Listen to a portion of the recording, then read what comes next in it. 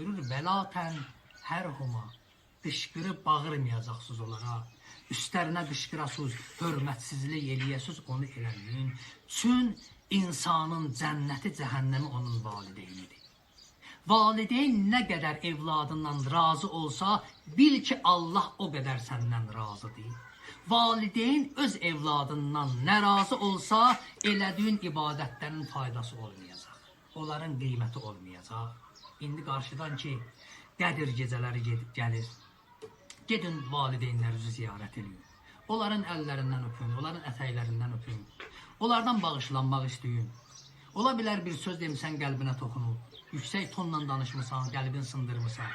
Onlardan bağışlanmaq istə. Valideyn səni bağışlasa, Allah bağışlayacaq. Allah təbarək və Teala oruclarımızı qəbul eləsin inşallah. Allah Teala dərgahına